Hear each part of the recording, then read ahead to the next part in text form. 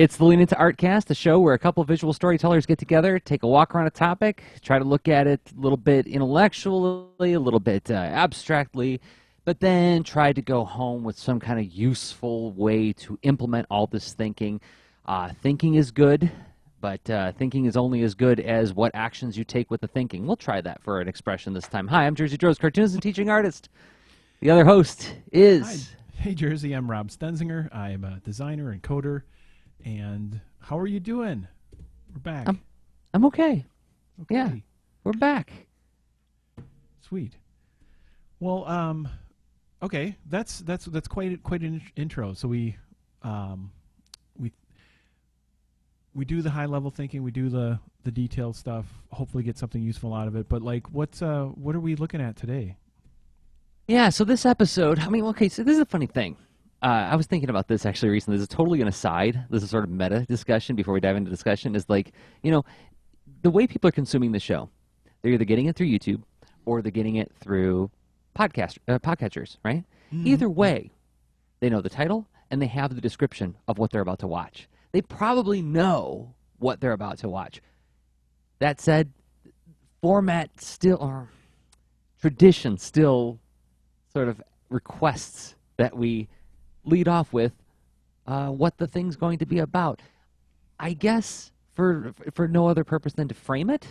Does that seem fair, Rob? Yeah, I think it's fair. It's so, like, put up the wrestling ring ropes. Yes, to put the ropes around the ring in order to encapsulate what is going to be the canvas on which we are going to be operating today. Rendered versus rough. So production values, right? Production values is an interesting topic that I don't feel like I really come at a whole lot. I don't think we've come at this one a whole lot on the show, Rob. We talk a lot about like abstract construction, scaffolding, ways to think about making things, but very rarely do I feel like we come at this whole like, what's the finished thing look like, right? Mm-hmm. Does that sound fair? I think it's fair. I think we've explored territory very close to it. It's implied when you're thinking about avoiding perfectionism. That's definitely a theme that we've addressed and at least have had an explicit episode about, where it's implied that there's a trade-off when you're trying to put a lot of effort into a thing in order to create that sort of final polished thing. But we haven't talked about like looking at maybe looking at that result and maybe what is it suited for and some trade-offs around it. And I think that that's where this topic is ripe for discussion, is that it's a topic that I feel like you can thoughtfully approach the trade-offs. And while, how does that expression go? No plan survives contact with the ground? Was that Sun Tzu who said that one? Yeah. I think the enemy, but yes. Ah. but that said, you can still, be as prepared as possible, and you can stop and take a moment to consider all of your options before plowing forward. Although that's not to say that heuristics aren't awesome as well. But production value, what do we mean? So production value, at least the terminology I'm going to use, and Rob, I want you to weigh in on this, it's the stuff that is immediately apparent to you when you engage with a thing. What does it look like? What does it feel like? What is the tone? If it's an application, what's the interface look like and how does it respond to you? If it's a comic, what kind of art style is it? Is it printed on really glossy paper? Does it have really lavish watercolor-like coloring, or is it black and white, and is it printed on newsprint? What is the most immediately apparent outward aspects of this thing? Does that sound fair to say? I think it is really fair. I think this will be a fun exercise too, because I think I use the term production value in sort of like a common use way without having really pulled it apart to that extent. Where production value is, to me, it's the term where it must imply the sort of polish that like a greater attention to some detail that is obvious on the surface, and maybe what the value means as far as production value is sort of it's, if you think about it as in the value of light and dark or light and shade. Spectrum. Yeah, it's a spectrum where you compare it to something with high production value, maybe that exhibits a lot of that polish or whatnot, and you can contrast it on that spectrum of things with the less polish. And even though we're using the word value, I want to be clear that I'm not placing any particular value judgment on any part of that spectrum, because I think they all have a communicative potential. And it's just a matter of being deliberate and intentional about what you're using there, right? And so then raise the question, this is what we're going to explore today, is how do you determine what production value to choose, like what part of that spectrum you want to be on? Now, as somebody who teaches a lot, I teach a lot of comics classes, and I have for the past 7 or 8 years now. I've seen this a lot, and probably a lot of us have been this person when we were first starting out. You see something that you are arrested by. You see something that you are gripped by, and this art. There's something about this artist there, and you can't even put words to it. You're just like, oh my God, they're just so awesome. You turn to that Chris Farley interviewer, and so what do? If you are an aspiring artist, well, aspiring, I don't like that word. If you are a beginning artist, you begin to ape them.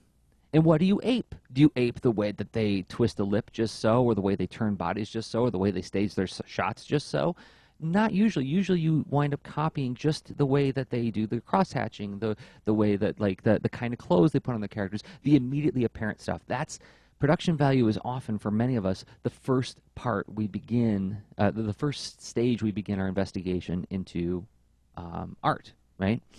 And then it's always the part where I make the students in my class, I make their eyes roll when I start talking about construction and sketching and stages, like areas of concern, like we're going to thumbnail, then we're going to pencil, then we're going to ink. No, I just want to draw. I just want to draw something awesome, right? So there's a shorthand way. You're taking a route that is really beneficial to learn a topic, but you just described on one end you're approaching it from the surface door where you're like, oh, I'm attracted to these features, and then on the other side of the building you got the teacher saying, no, like we're going to build up to that from some other core to be able to achieve that result, because that's the progression that you've built toward, not the beginning. It's a great way of putting it. Which is a bummer, because you're like, wait a minute, I'm already here, right? I see it. That's right. That. So okay. So, but that said, so maybe you haven't dialed all the way back to teacher area to start thinking about all the different areas of concern and all the construction and fundamentals and stuff like that.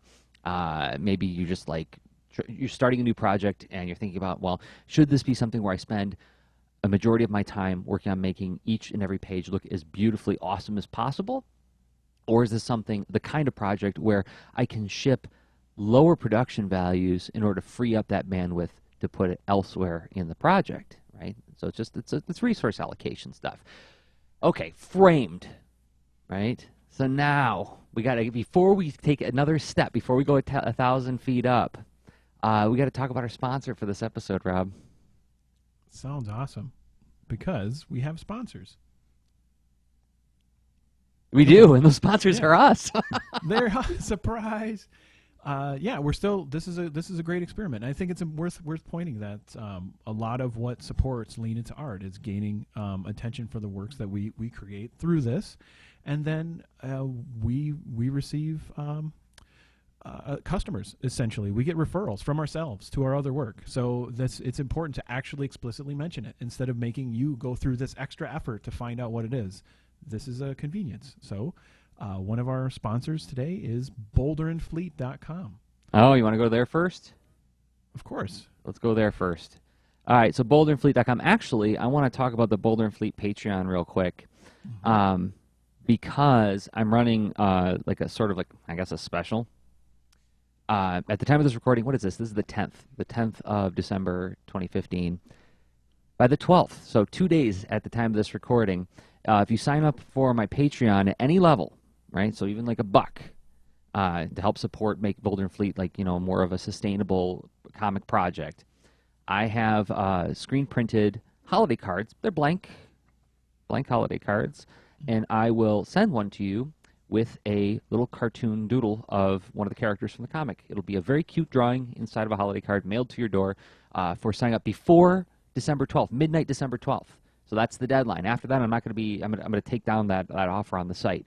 So you can go to Boulder and Fleet, patreon.com/Jersey. I'll pull it up right there. And it's one of the tiers right there, the Season's Greetings Special. So Boulder and Fleet is a webcomic about a bear and a bird who go from town to town and help people. It's one of my favorite things I've ever done in my entire life, and I'd love to do more of it, and I love the resources to do more with it, and that's why I'm asking people to sign up for the Patreon. And I want to thank everybody for supporting it by sending them a neat little thing in the mail. So, but what's the other thing that we got as a sponsor, Rob? Well, it's a game that I created called This Panda Needs You. And This Panda Needs You is all about helping this little panda who lives among many different stacks of blocks, and this cloud keeps showing up and knocking down the blocks. And, well, it's your job to help the panda put them back together and move along to find the next thing that needs fixing. And it's essentially making a little simulation out of stacking blocks. So it's all physics, and they'll fall. Like, you can knock your own blocks over too, if as you're learning and playing around with it, and as you build up, as going through, I think the 70 levels. I forget. 70 levels, really? There's a lot of levels, and as you get through all that, you will see they get harder and more challenging, and if you're thinking, hey, this isn't challenging enough in the beginning, you can jump ahead and get to where more of the challenge is, no problem. And that is available at this-panda.com. And then finally, if you are not interested in products such as like the stuff we make is in terms of entertainment and games, we also, if you're like a really big fan of this show and you want a more in-depth deep dive into the stuff that we talk about, there's leanintart.com/workshops, where we have all sorts of video courses that you can take, comics illustration, comics lettering, game design, UI design, and more at leanintart.com/workshops. Mm-hmm. So, Rob, are you ready to go 10,000 feet up? Yes. I'm going to play the transition music. The more I think about it, the more I realize that I really need to put a card up on the screen and say 10,000. We need a 10,000 feet up logo. I wonder if the leaners could help us with that. Like, what would a 10,000 feet up logo look like? We've been doing this section of the show for how long now? At least a couple years. Oh yeah. Our format has evolved, but this has been the sort of basis of those two sections, 10,000 feet up and on the ground. So I will just add, like, let's throw this out there to see, like, well, what do you picture, and doodle, or to whatever production value you feel appropriate. Nice. Create some kind of like display card, and that'd be fun. We could use that during the show as we go into these sections. Okay. So, 10,000 feet up. Let's spend a few minutes on this, Rob. Let's look at the topic in abstract. And let's dive into like what production values are. Not when we defined it, we framed it. But let's look at its application, right? Mm-hmm. Why concern ourselves with the notion of production values? Why not just draw like you draw? Right? Why do you even have to be thinking about this stuff? So, I got a question for you, Rob. Mm-hmm. Is production values marketing? Is it that crass? I actually, nowadays, I actually don't feel marketing is crass. I think it depends on the motivation for which you are presenting the thing. So, just sorry for, going after the question, but that was me trying to troll you, and then you just going, "Pata!" and then it was gone. Okay, fair enough. Because you could be, crass marketing would be seeking the production values for something else to essentially be exploitative in a way, where maybe you don't care about the topic, and maybe you don't care to serve the audience that is interested in a certain production value. Like, I don't know, let's pick watery giant eyes on cute animals, right? And if if you if you notice, like, oh, that's really popular, I could make a lot of money off of that, or whatever, that might be going toward the sort of crass. Yeah, I'm just going ahead. I'm going to do this panda, but with watery giant eyes. Okay. It's like, hey, you're drawing a panda, I think. um, so let's see. Is that, and even that, I don't know if it's crass or if you were inspired and you would also like to pay the bills, right? I mean, really, that's, I think it's murky territory. But then the idea that do surface traits appeal or communicate, and can that help you with What if I put like patchy clothes on the panda uh-huh. and make her a little bit scruffy and dirty? Now is it? Am I starting to Is get it, there? I Starting to don't get to. know, because I mean that uh it's so I don't know, the crass again. I don't think that's is it, I guess it's crass when it's maybe when it gets exploitative, and I'm not sure where that would exactly begin, because honestly you're doing an overly emotional, or like an over the top emotional appeal, a lot like how a lot of manga will wear its emotions on its sleeve and then throw its sleeve in your face, kind of thing. Hmm. It's extreme, but I don't know if that's crass. But yes, I do think it can be used for marketing. To yeah, How so so? well, in that it can, you can shape the identifiable surface traits of a message to be presentable to a group that identifies with with those symbols. So I guess you're encoding something in symbols, and it just so happens that those symbols have to take. It's not just their form, but there are aesthetics about that form. Right. There's the production values partially telegraphs who you're aiming this at. Mm-hmm. With I mean, it whether you intend to or not, your influences inform your work. Your influences are going to speak to the people that you inevitably want to reach, the people who respond to the things like you respond to it. At least when you're operating intuitively, a lot of the times this is the case. And so the styles that you sort of incorporate are going to be retransmitted as, do you like these things that I like? You'll probably like this too, right? Mm-hmm. So it is a form of marketing, I think, whether you're being intentional about it or not, right? There's a marketing aspect to it. Okay. But is it simply that? Let me ask you this. Um, how is it, because I talked about influences, how do you think production value figures into what is it saying about you as an artist? I guess that's what I'm trying to drive at. Hmm. The production values that you display, the production values that you choose for your stuff, does that somehow communicate or telegraph something about where you stand? Like what tribes you identify with, what territory you operate within? Right? Like even I think think about it it. in Yeah. design, right? Like what design aesthetics you choose says something about what your values, right? Or no?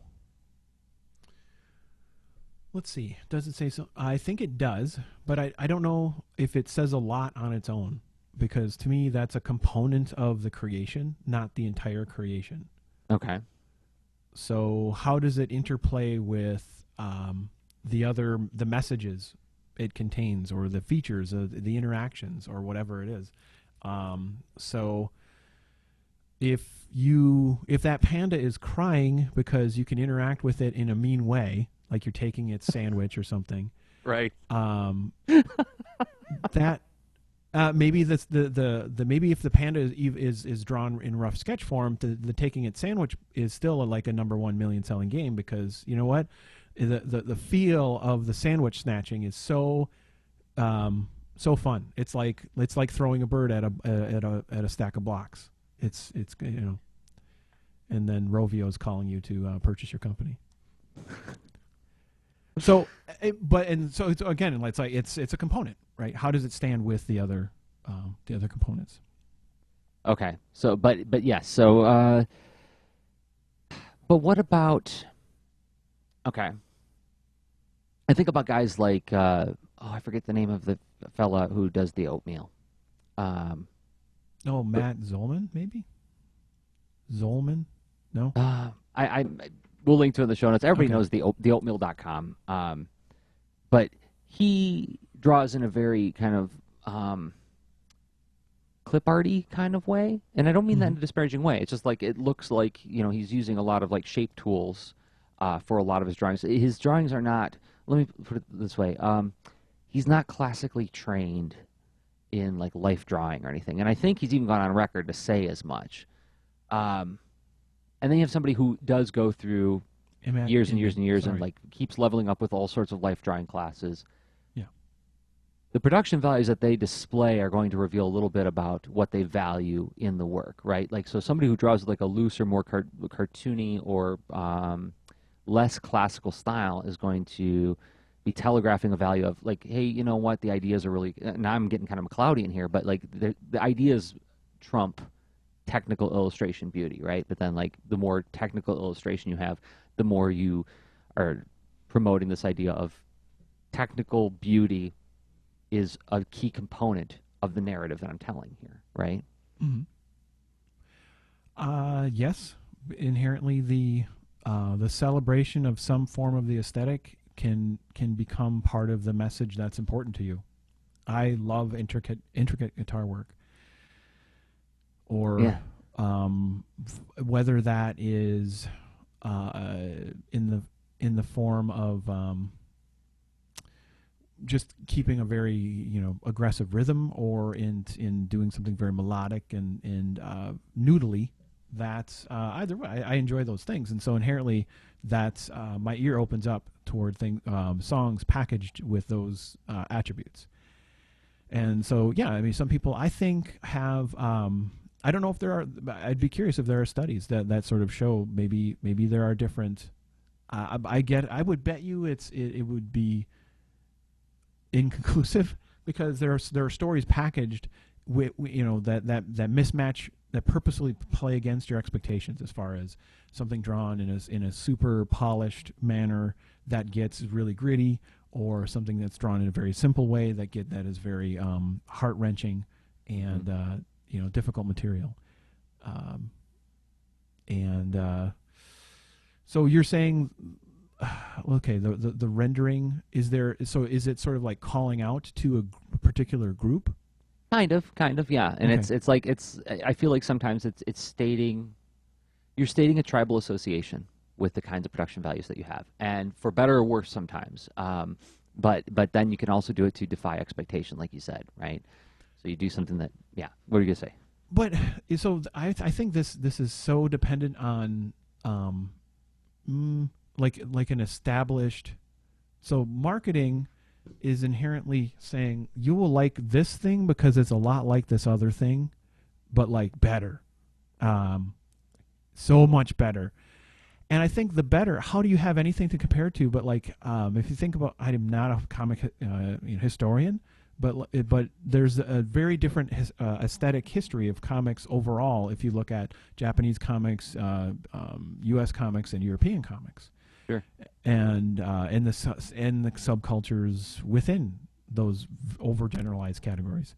Yeah. So I would hypothesize that it depends on what you started out with and what stories were associated with what started out that way. Ooh, Um, that's a good point. That's a good point. Because yes, I do remember when I was first starting out in comics and I was working for Antarctic Press, and I was all out just aping Toriyama, mhm. which today would not be, people just like, well, you're aping Toriyama, but like it wouldn't be.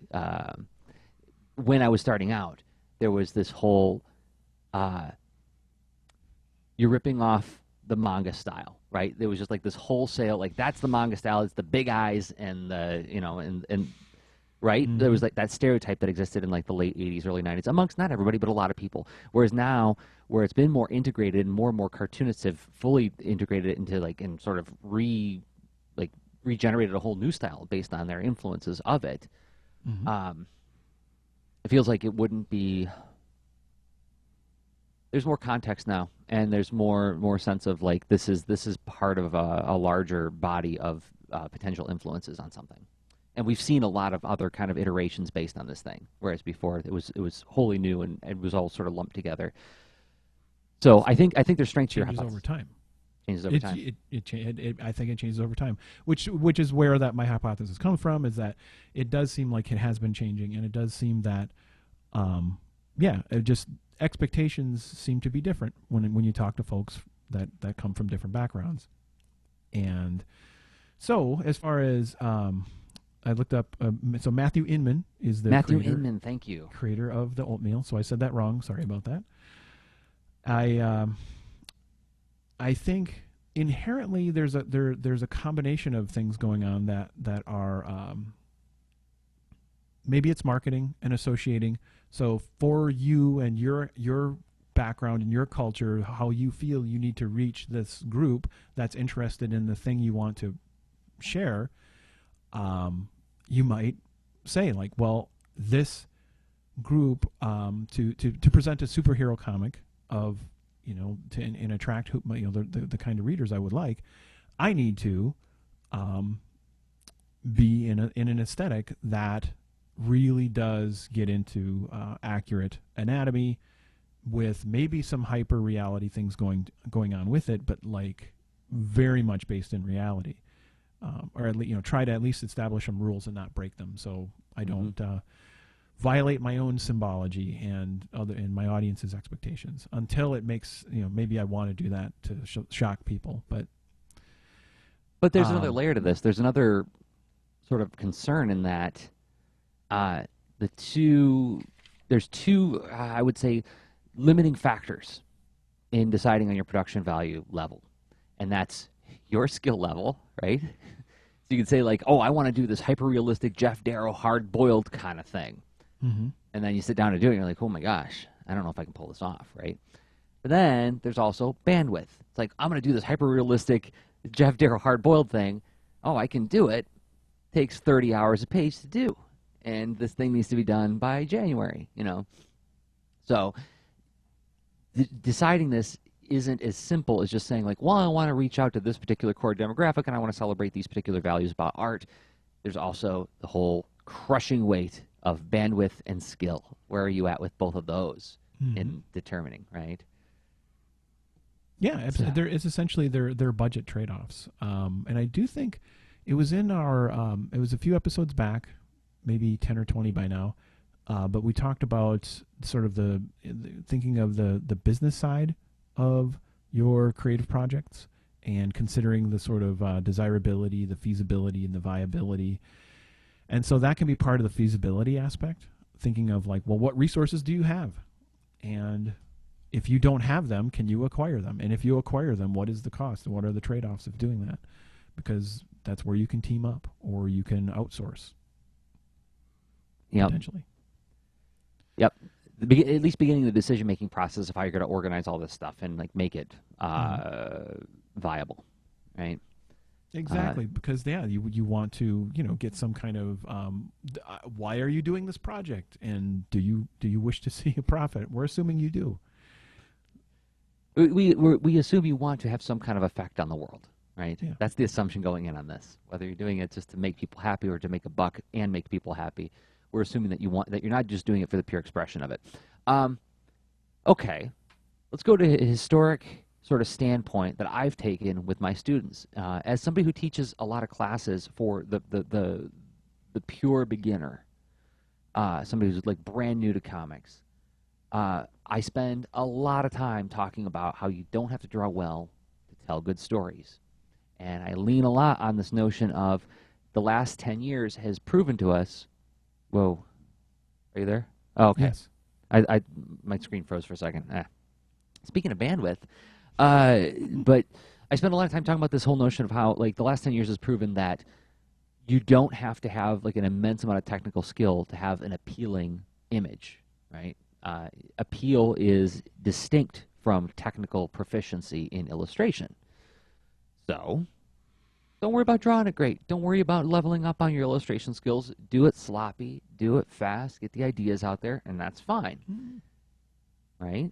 Well, But what do you mean by I'm really curious. What do you mean by sloppy? So, this is let's see. So, if you took a comic that I'm not going to describe anyone in particular, but let's say that the drawing is not particularly rendered, but then what if it still reads clearly? Right. What if the emotions on the characters are clear enough, and what if the text and whatnot and symbols they're juxtaposed near to convey sound and other story elements? What if those are reading clear? But now you're talking about approaching it from a designer's standpoint, which is what I try to teach my students, right? Yeah. It's like, Okay. stop thinking like an illustrator, start thinking like a designer when you're making your comics.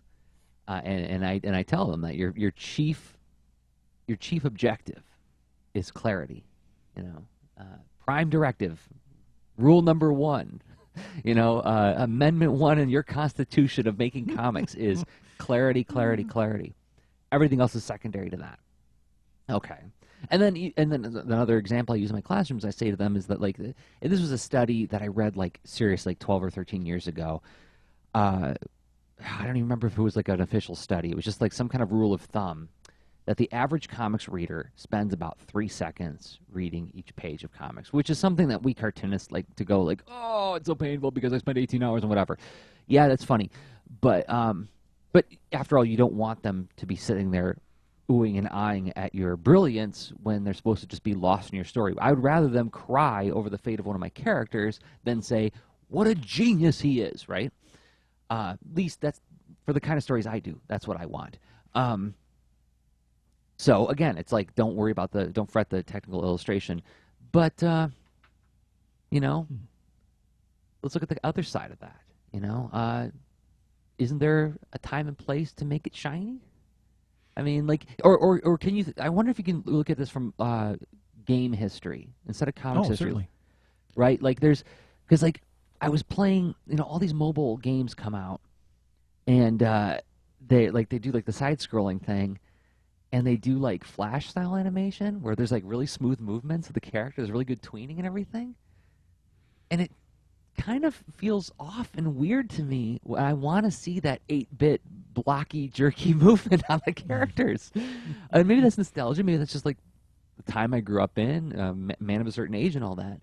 But I feel like it violates a little bit of the platformer aesthetic for me to have too good of production values, right? So let's see. So too good at production values for you. It feels out of place. Did it feel different to play? I guess how you're seeing it, it just inherently it gave you a strongly different impression. But like reflexively, was it hard to move in the environment or No, it was distracting. It was distracting how nice it looked. Hmm. It reminds me of the time. I don't know if you remember. Oh man, this is gonna be walking down memory lane. But you remember Amiga, the Amiga system? Yep. And I remember when I played my first games on the Amiga, which was like, it had really terrific graphics for some reason. I don't know the technical reasons why, but I just remember like games looked amazing on Amiga computers, and they looked like that. More. It had a far larger color palette, I think, and maybe a higher resolution. But I don't know. That I'm pretty sure the color palette's true.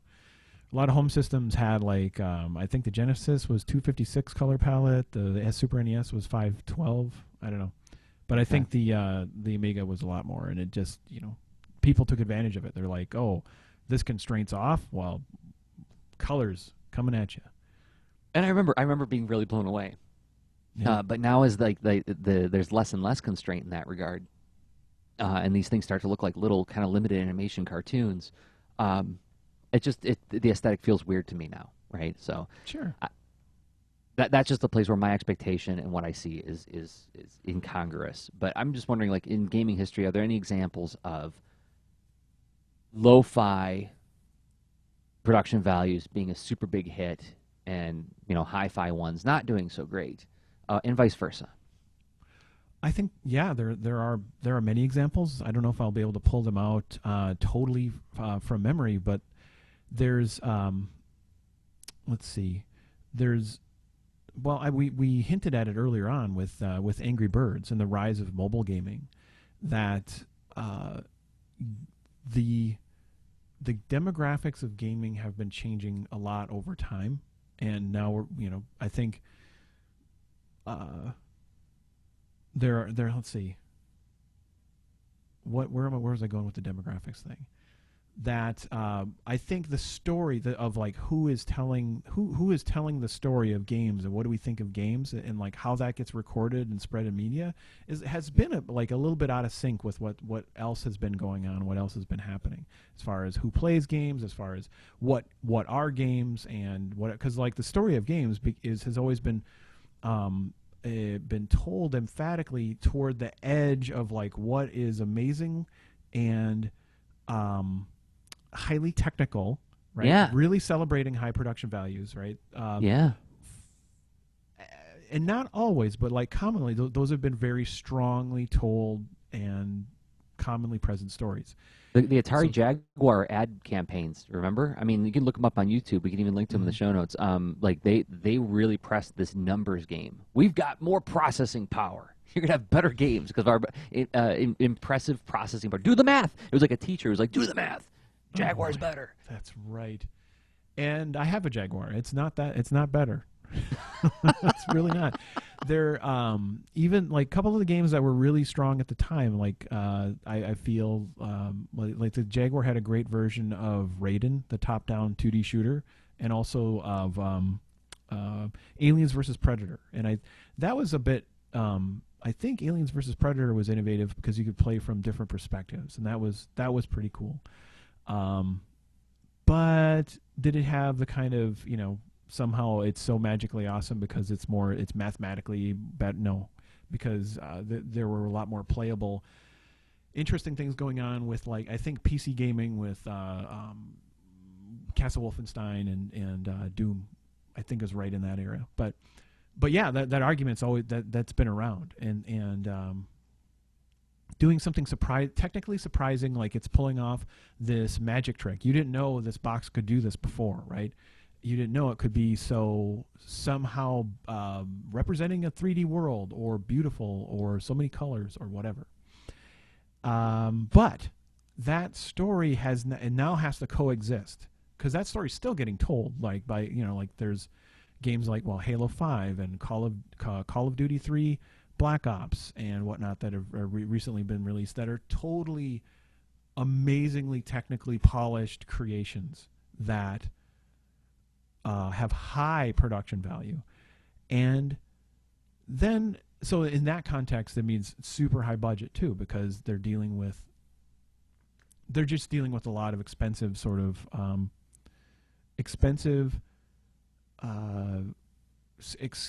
expensive skills across the board with audio, video, the kind of coding, they rebuilding their engines all the time, and like production values to an extreme, the directing, the writing, whereas so mobile gaming now is coexisting with that, and so you can have hits that are like or even sometimes like downloadable games on platforms like I don't know, like Bit Trip Runner and the whole runner genre, where you have this character just moving along a screen, and your whole job is to make them jump from time to time. Pretty much it. Like all you need one button, and to be able to see a screen to play this game. That's about it.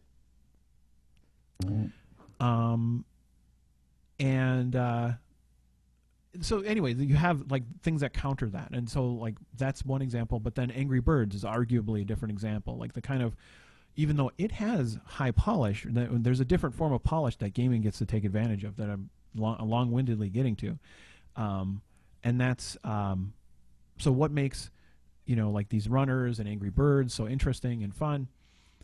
It's an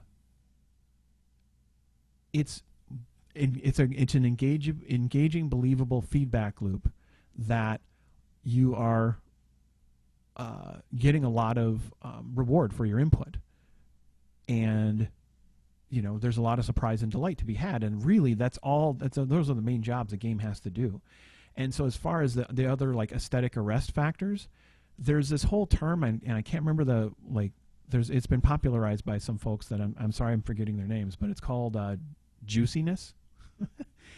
And 2D games can take advantage of that, and just by adding like squash and stretch animation, particle effects, and like tweening that is informed by physics instead of just moving straight like n number pixels at a time over time from point A to point B. If you just add some things like tweening that in an artful way, like you are actually getting this sort of, and I know here's where we can tie it back, I think, to 2D, because I'm curious what your take is on this.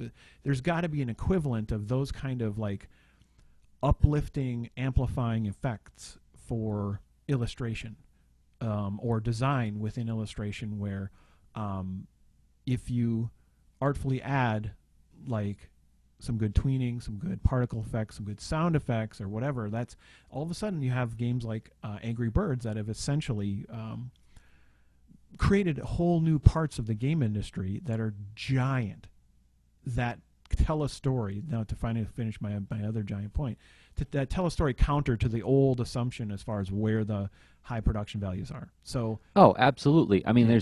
there's definitely analogs in the comics world in that. Until 15 years ago, the general assumption of the quote-unquote traditional industry, the superhero comics industry, was that you had to have intricate, interconnected, continuity-driven plots with lavish illustration, very rich, labored color, and that was the only way to attract a reader. And along came manga, which said, no, if you tell stories that are standalone, not connected to multiple plot lines, if you make them strongly character-based and have a beginning, middle, and end, that's the other thing, right? The other ones was like, you can't end a series, you just got to keep going until the sales dry up. Whereas manga showed us that you can have finite storytelling, you can have stories about baseball, and people will read it, you know? Yeah. And then also, then the webcomics came along and showed us that, oh, guess what? And here's more. You don't even have to have that great of illustration. You can have XKCD where the characters don't even have faces. And if the joke is good, and if the characters are relatable, if the joke is relatable, right? Like my favorite XKCD, which I can't look up right now, but we can maybe find it for the show notes, is this guy, it shows a stick figure in bed, has a dream. The dream is like in this cloud above him. This is very vivid image. And sits up, bolt upright, wakes up in the dream. There's no dialogue. Runs down the stairs, and as the character's running down the stairs, you see the images in the dream bubble are slowly fading until the character gets to the bottom of the stairs to the other character, and he's waving his arms wildly. So he's going to tell him about this amazing dream that he had. And then by the time he gets there, the other character's like, well, tell me about it. And then you see the balloon is like almost completely gray. Like there's nothing left, right? That's a relatable story. Right? Yeah. You don't need much to do that, and Randall Moreau understands that. So yes, there is definitely an analog in that. Now, when these kind of things come about, people say, well, now it's all shifted in that direction or that direction. No, it's not. It's just it's broadening. It's showing that there's more available to it, right? Absolutely. I think that it's to me it's leading to a lot of fun new options. I have no great proof of that, but it seems to be like a very creative world of a lot of coexisting options. And sometimes for some people in some projects, like one technique's going to be cheaper than the other one's. Like, oh yeah, I so and so studied life drawing for 3 decades, and they're available, and they're within our budget or whatever, right? And all of a sudden you're like, wow, we have this power, and like you can assemble teams or whatever that make things that may have seemed impossible not possible, or technology changes and production types changes, or we can't print this book in color. Well, guess what? There's places like Kablam and all sorts of print on demand things that like the environment and technology and the landscape keep moving along, which add variables to all of this. So I think it's almost time to get on the ground and talk about navigating these concerns, right? So we talked about like, what do production values communicate? Appealing to an intended audience, setting expectations or defying expectations, representing your value as an artist, and celebrating what you want to celebrate about the medium that you're participating in. But are these the only criteria? And how do you navigate those criteria? That's where we're going to go next. And we're going to go there in about 1 minute and 30 seconds. But before we go there, we have to thank some people, Rob. Do you want to take the wheel on this one? I'll play the music, see if you can do it. Yeah, let's give it a shot. All right, here we go. Well, to support this show, Lean Into Art, and the things we create surrounding it, yes, we mentioned that there are products, but there are wonderful folks who use this wonderful service called Patreon. They're called our patrons. If you go to patreon.com/leanintoart, you can support us like these 5 awesome people do and have for some time. And I want to thank each and every one of them. Owen Jollins, thank you for supporting Lean Into Art. You are Comics Colorist on Twitter, and I recommend following him and all these others that I will mention, the 4 others. Rachel Ross, thank you for supporting us. She is Nectaris, Nycteris on Twitter. Khalid Birdsong, thank you so much for your support. Where on Twitter, he's actually his first and last name connected, Khalid Birdsong, Khalid Birdsong. And Kim Holm, who has been around Lean Into Art for quite some time and is a fantastic artist from Denmark. And you can Norway. Sorry, Kim. And you can follow him on Twitter, and he can tell me that that was silly to forget where he's from.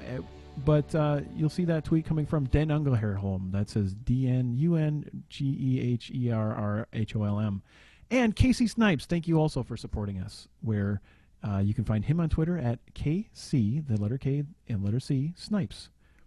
Thank you all for supporting us, and if you want to become one of our awesome supporters, join in at patreon.com/leanintoart.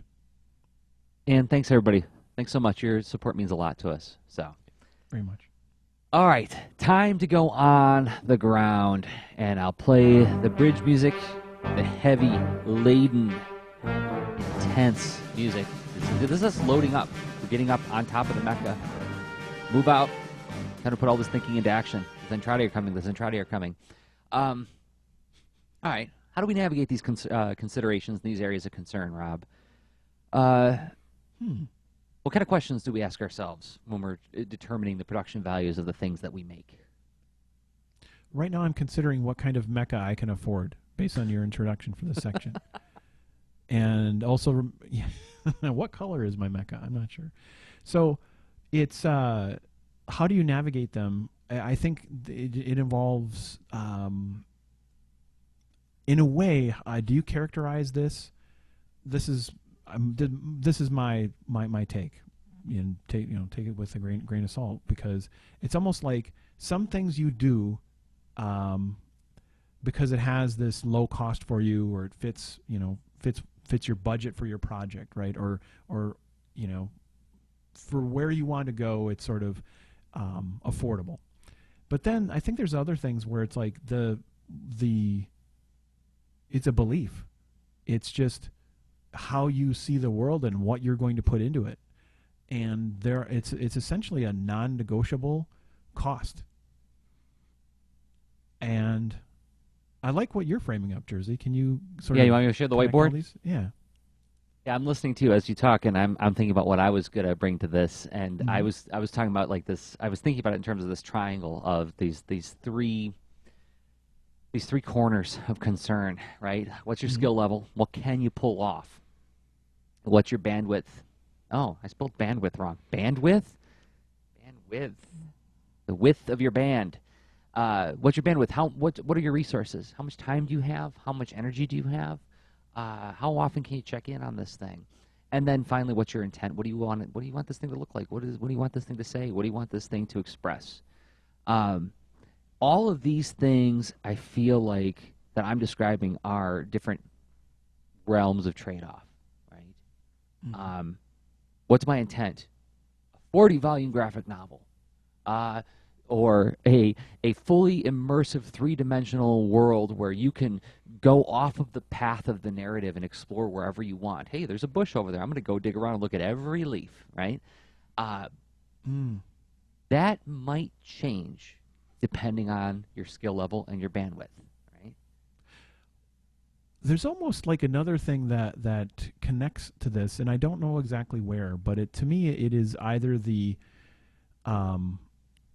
it's like the execution or the method, the effort and sort of like when, because in a way this is the plan that you mentioned earlier, and then quoting Sun Tzu, where you know no plan survives contact with the enemy. And okay, what if these maybe these are kind of the other coloring factors to that These are sort the of secondary colors. secondary colors, where they have the primary colors of this is your map, where you're going to go, where what you have, who you are, and your availability.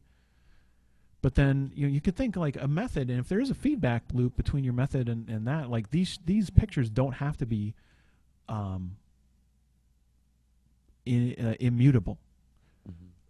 So your map could change over time. Sure.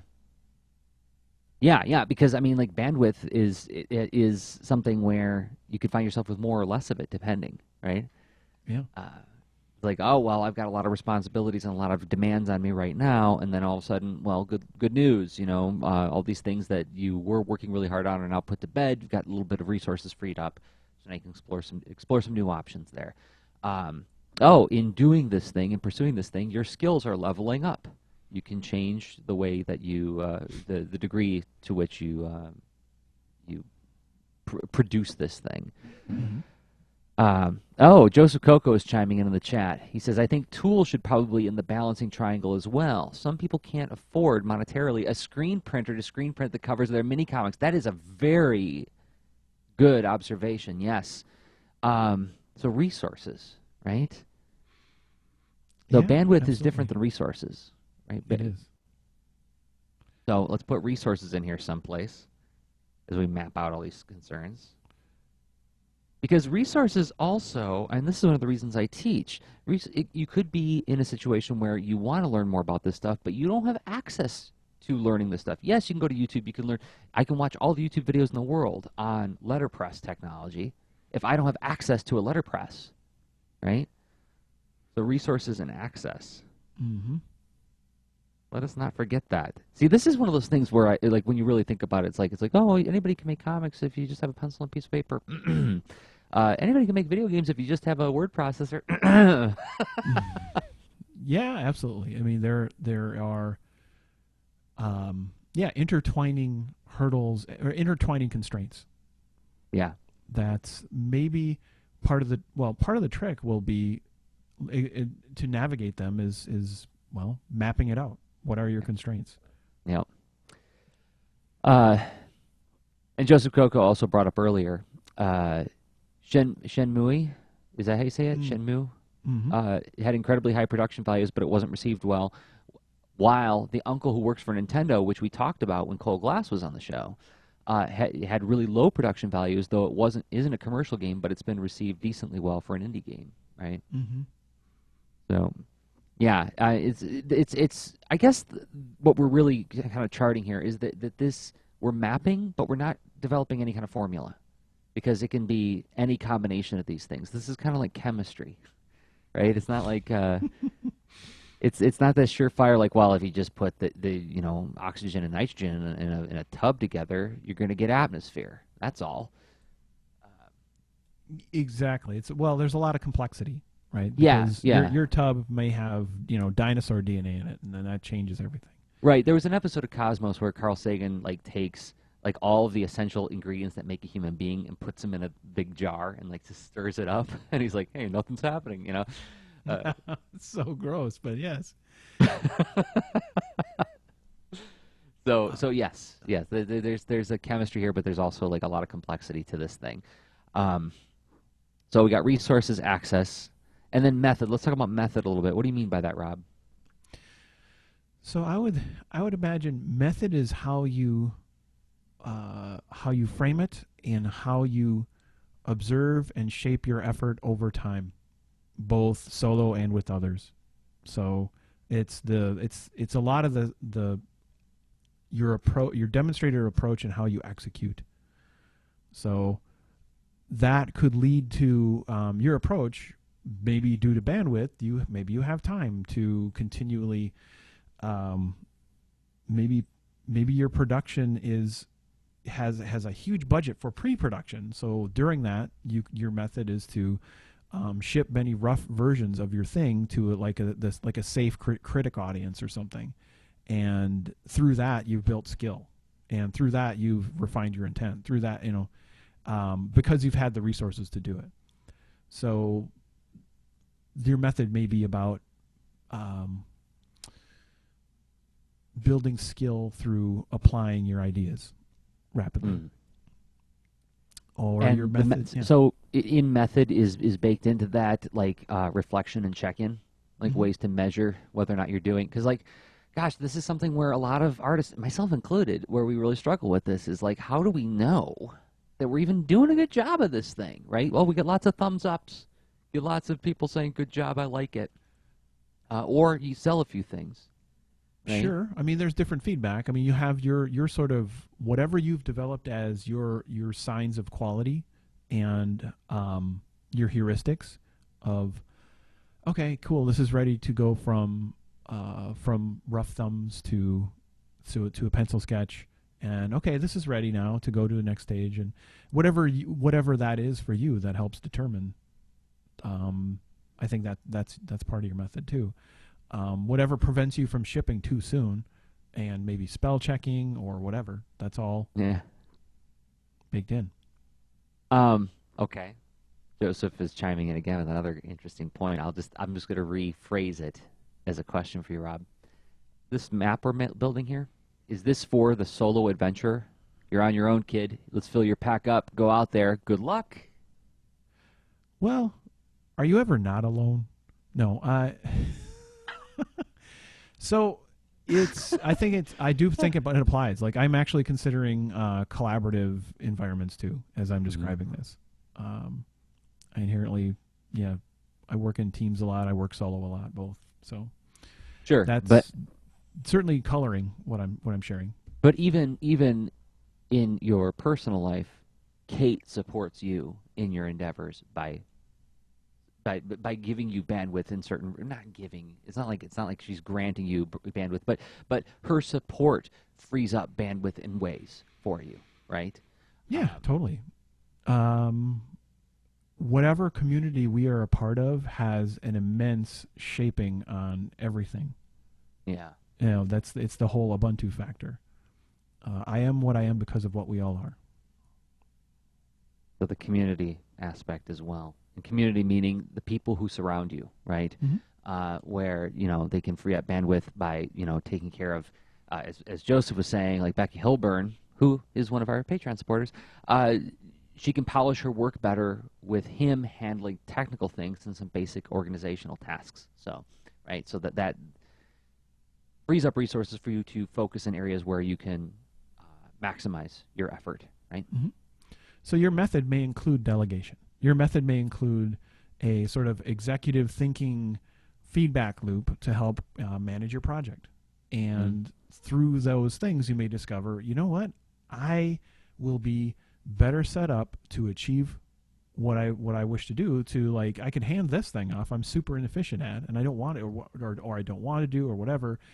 And I actually have the ability to hand it off. And then, well, instead of just not doing it, well, it takes some kind of effort to even to engage with that community around you, because it would be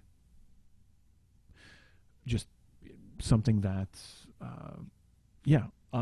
your project won't benefit from it if you're not actually actively doing something to engage those resources. And this is something Tyler James has been talking about in his podcast recently, which we'll link to in the show notes. But he's been talking about, and he's been blogging this as well, this notion of, like, finding ways to delegate in order to maximize to attend to the jobs that only he can do, right? There are things that we find in our workflows as we build a method where it's like, well, do I really need to do this, or is this something I could delegate? Right? And it's not to do 4-hour work week kind of stuff necessarily, but there is a reason that in organizations you get people who do, achieve more through delegation, not to pass the buck, but more to, like, maximize their resources, right? Mm-hmm. And inherently, like, you are let's see. So if you map this out, perhaps all of this exists within you as a machine for the most part. Inherently, at some point, if you are distributing this to provide service or exchange value with the community, then it's not only you at that point as well. Yep. And the more it is only you, there are a lot of jobs. There are a lot of hats, which is certainly a theme throughout the whole history of Lean Into Art, is being both embracing that, but working through it, working around it, all that, working with it. Yeah. Yeah. Okay, so we've mapped a lot of ways to think about, approaching it. I wonder if we could talk about some examples of games and other projects, visual communication, visual stories, where, because I want to think about, I want to like model the activity of thinking about determining the production value that's right for your project, right? So, for instance, years ago, I was talking with somebody about doing a video project where we wouldn't have a lot of resources. We would have very limited resources. And an early discussion we had was, well, let's make it intentionally low budget, like Mystery Science Theater 3000, right? You've seen that show, right? Mm-hmm. Where the look of it is intended to look low frills, and that contributes to kind of the comedy of the show, right? So they can get away with less production values. If the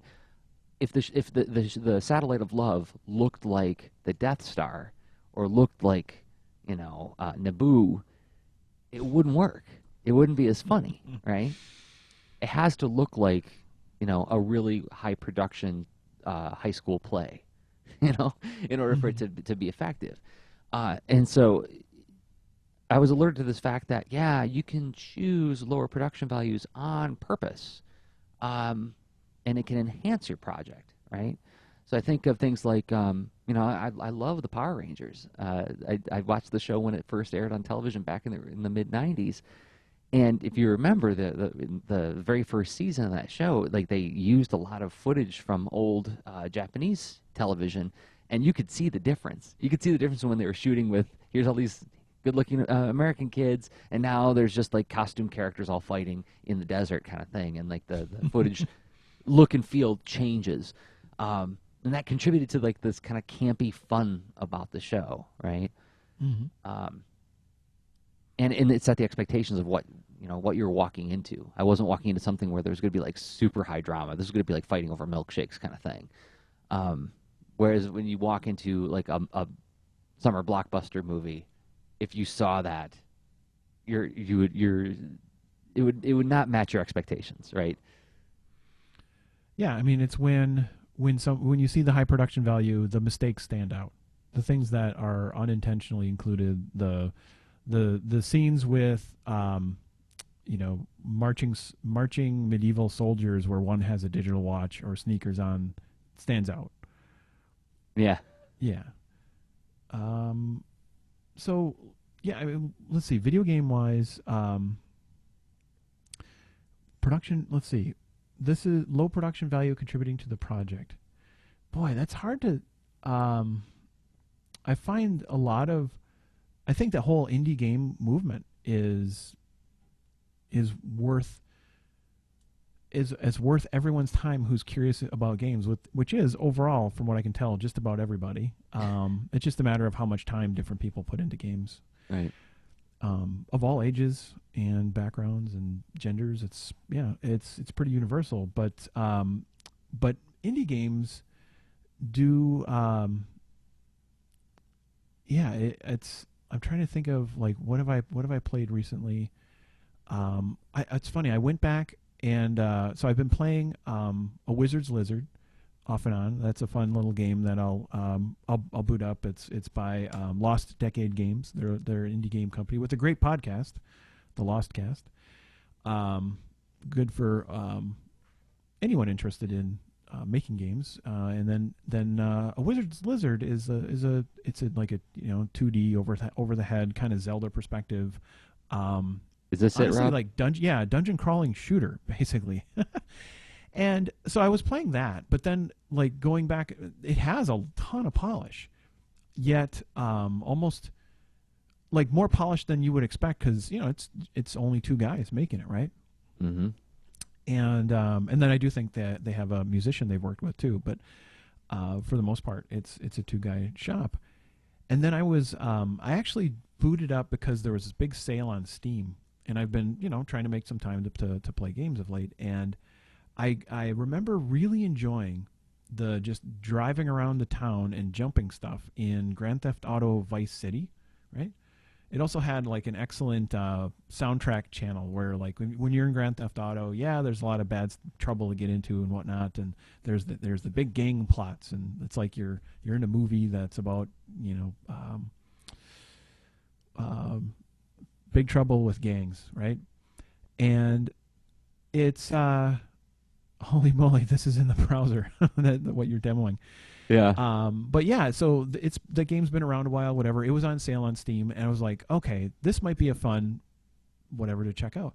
And it's super funny because like those production values in its day were super high, and now that's pretty achievable with a lot of the tools that are more commonly available. Like you could do this probably in Unity 3D, and there's an amazing asset marketplace, which is a lot of affordable stuff, what have you, for the most part. And like this game is cool. It's 3D. It has a kind of a vibe to it overall from the visual styles, the clothing, and all that. But like I expected to be pulled into this, the high production values, and then basically find a motorcycle and go jump stuff, right? But like I was taken aback by like how it no longer felt so high production value. It still felt pretty good to play. The driving was decent, and I was zooming along and stuff. But I just noticed how many trade-offs have changed over the years. Like to make this city feel playable, how it used to feel big, but now it feels kind of small, and the roads are really narrow. And little stuff where you're like newer games have more resources and all that changes the whole landscape as far as what feels high production. So that's just kind of interesting. I don't know if I would have that same effect now playing a Wizard's Lizard 10 years from now, because it's almost like because this game depended so hard on being high production value right at the cutting edge of its time, that I don't know, it stands out as not it can't live up to that right now. So I don't know, that's a weird not exactly what you were getting at with your example, but Well, no, I mean, what's interesting to me is that it's just I just wanted to kind of like just riff live about like how these different things feed into the overall experience, and it's not cut and dried. It's not that, oh well, you can have low production values but have a good story and it'll still work. What also I think is, like, at least coming from a comic standpoint, is that the production values inform the kind of story you even can tell. Right. So, okay, I'm going to put up an image on the screen, and I'm going to throw out a warning. It does have some potentially, it's got words that you'd see here on primetime television, but they're not words you'd hear out of my mouth. Okay. But this is Eddie Campbell, one of my favorite cartoonists of all time. And he did this book called The Fate of the Artist for First Second. And in that, it's this weird collage, sort of like stream of consciousness, dream-like book. I highly recommend it to anybody who really loves like seeing like the edges of what the comics medium can do. And in it, there's these little interstitials that he does called Angry Cook. And it's just his wife being angry about cooking.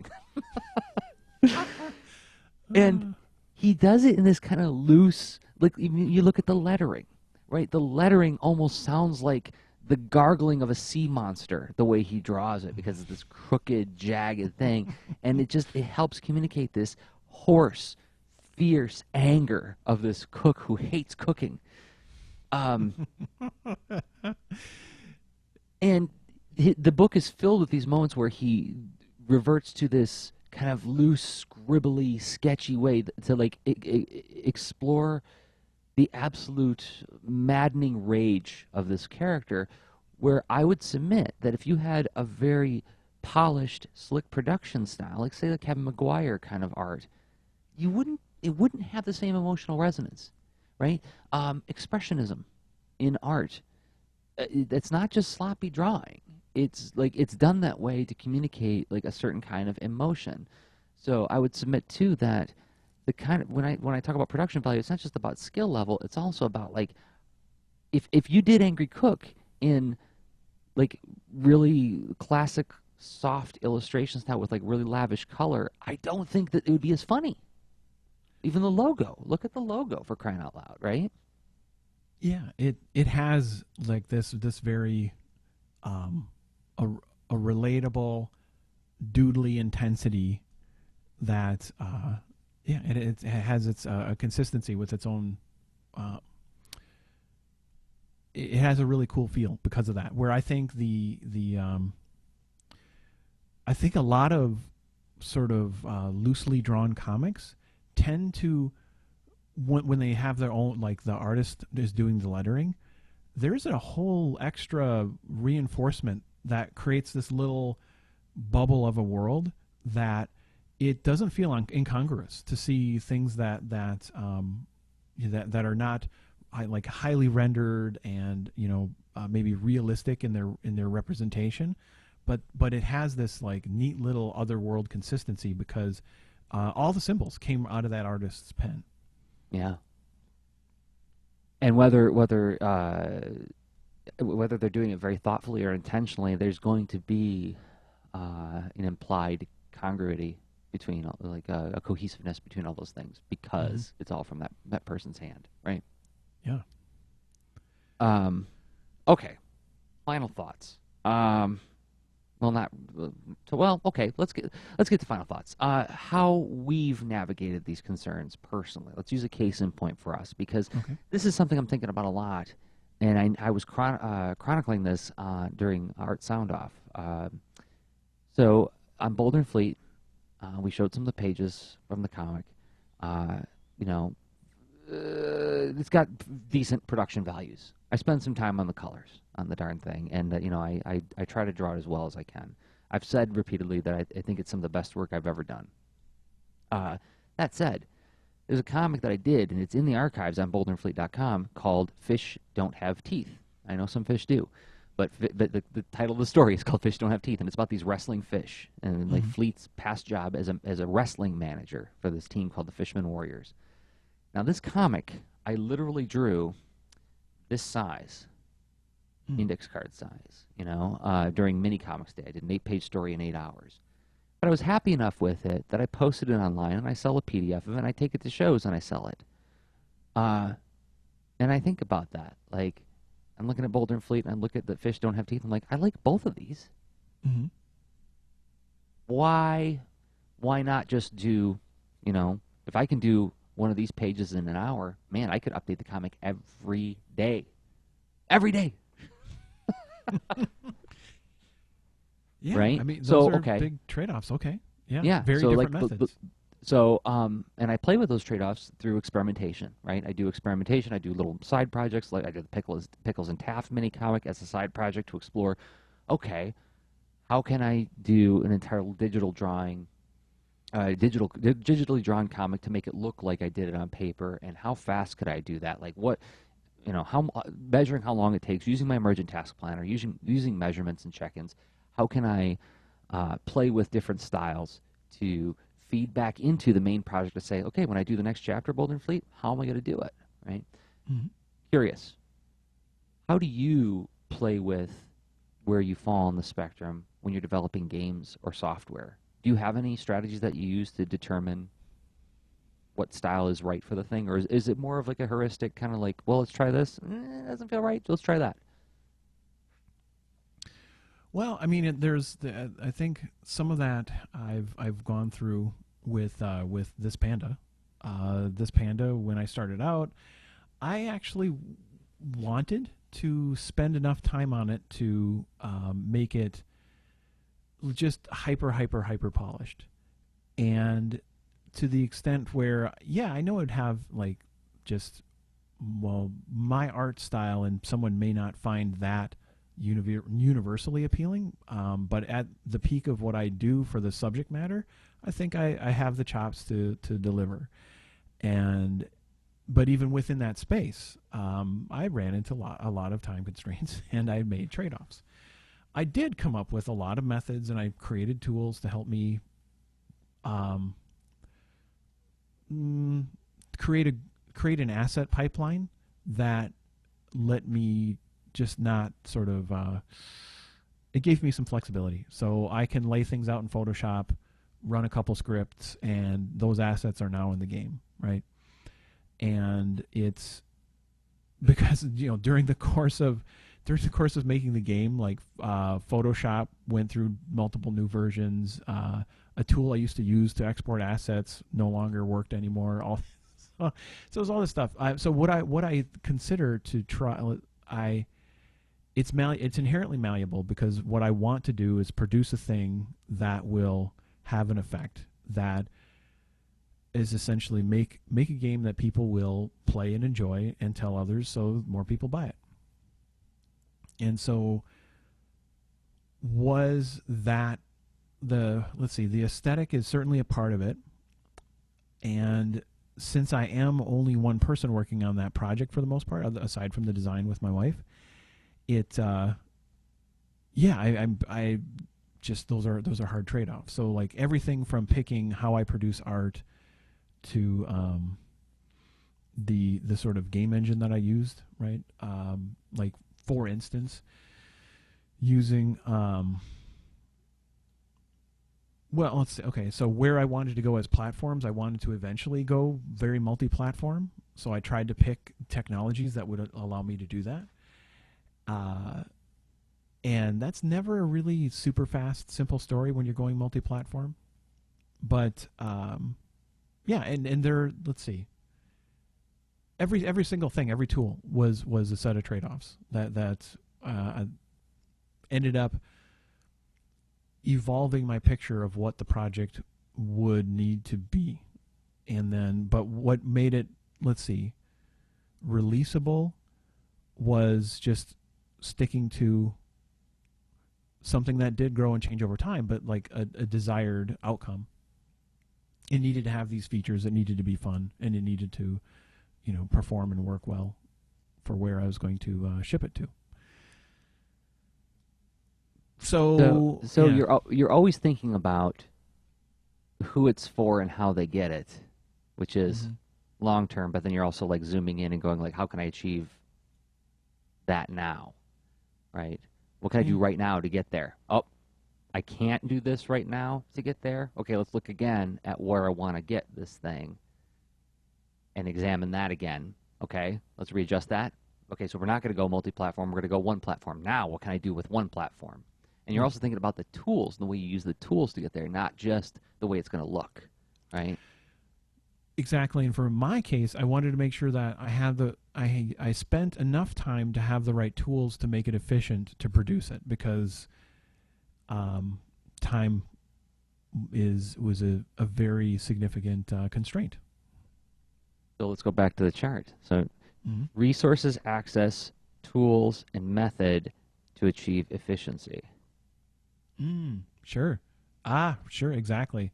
So by spending bandwidth and getting a lot of result out of a little time. That's the hope anyway, Mm-hmm. right? And it's we'll see, right? Because I have been working on an update, and it's like this the last few weeks, and it's coming along pretty quickly, like compared to what it took me to do the first release. So anyway, we'll see. Maybe those investments will be paying off.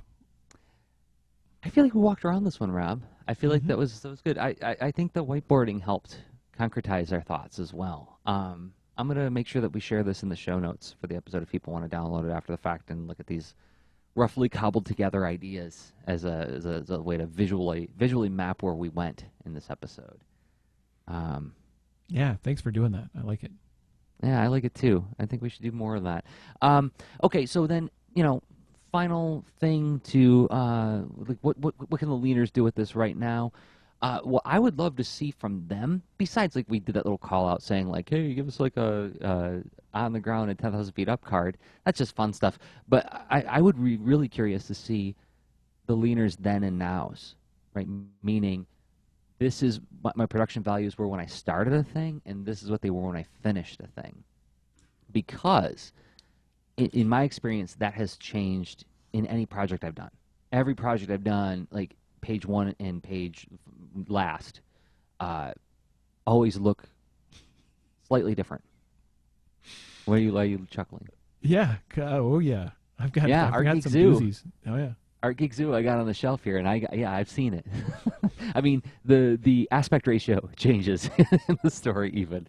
But even something simple, like if you look at the first page of the current Boulder and Fleet story I'm doing, the coloring changes distinctly between page 1 and page, whatever, 55 or whatever that I dropped recently.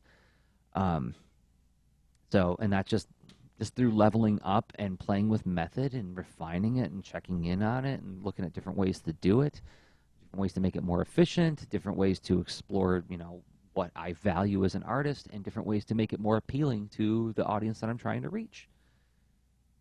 So, and I can tell you that this conversation today will help me with determining what I do with the next chapter. It's given me some food for thought on how to reinvestigate the ideas of what I've been doing with it and what more I could do.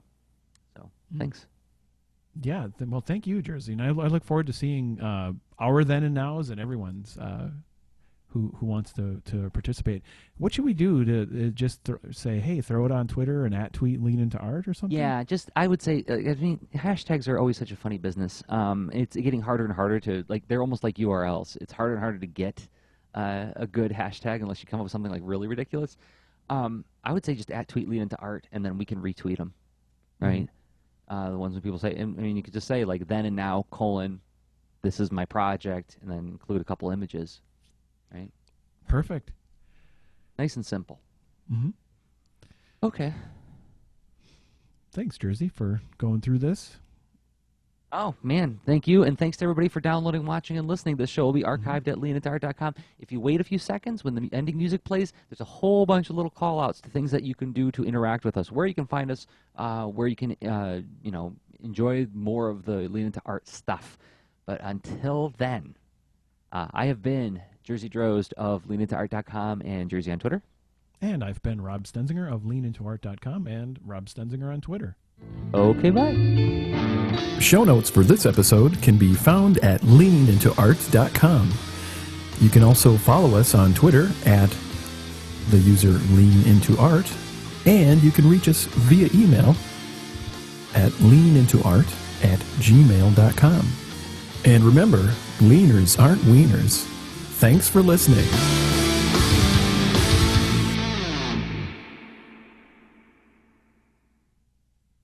Yeah, I'm going to kill the stream. Thanks for hanging out with us, everybody. Thank you. Good night.